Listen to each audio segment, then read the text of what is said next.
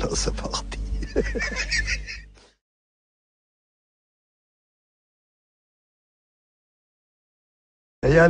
היה לי מקלע עם 250 כדורים. ותראה, יריתי, נלחמתי כולם, לא יכול לספור. אחד אנס שם איזה ילדה בת 16, משהו כזה. אתה מבין?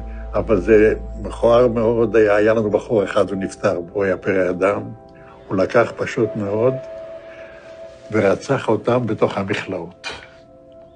בתוך המכלאות, הם היו במכלאות, אתה יודע, חוטי ברזל כאלה, עגולים כאלה, אספו כל הגברים.